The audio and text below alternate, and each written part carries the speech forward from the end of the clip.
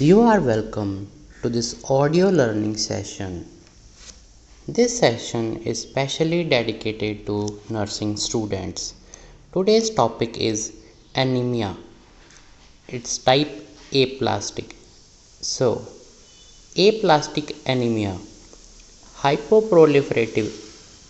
It is a rare disease caused by a decrease in or damage to marrow stem cells in the bone marrow and replacement of the marrow with fat. It can be congenital or acquired. It may be idiopathic, result from certain infections or from pregnancy, or be caused by medications, chemicals, or radiation damage.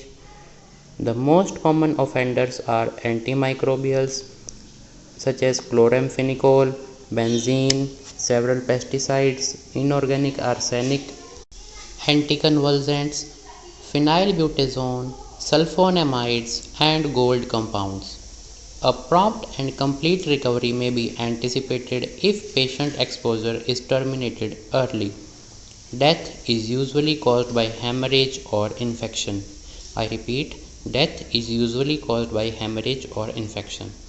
Clinical manifestations or signs and symptoms of aplastic anemia are gradual onset marked by fatigue and pallor, dyspnea on exertion, purpura means bleeding, retinal hemorrhages are common, repeated throat infections with possible lymphadenopathy and splenomegaly.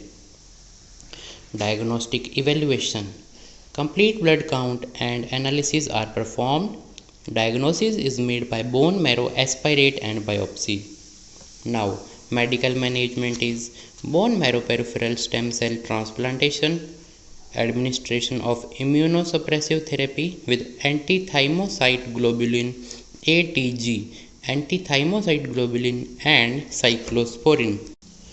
Preventive management includes use potential toxic medications only when alternative therapies are not available.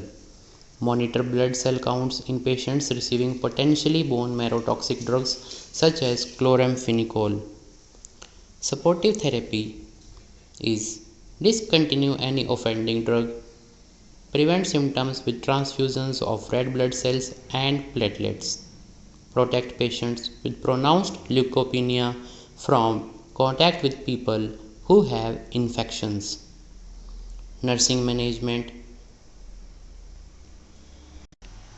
Preserve patients' energy by planning care depending on the degree of weakness and fatigue. Assess for signs of infection and bleeding.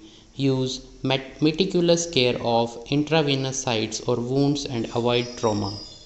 Guard against any wound, abrasion or ulcer of mucous membrane or skin as a potential site of infection. Encourage and assist with meticulous body and oral hygiene with soft toothbrush, no floss. Avoid trauma when possible, including subcutaneous and intramuscular injections, padded side nails, avoidance of suctioning when thrombocytopenia is present.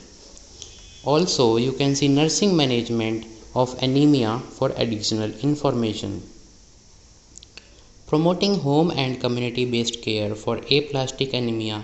Teach patients the importance of regular atraumatic bowel movements and to use stool softeners and oral laxatives because hemorrhoids can develop and become infected or bleed.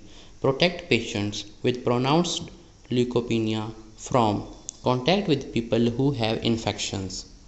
Teach people taking toxic drugs on a long-term basis the need for periodic blood studies and symptoms that should be reported.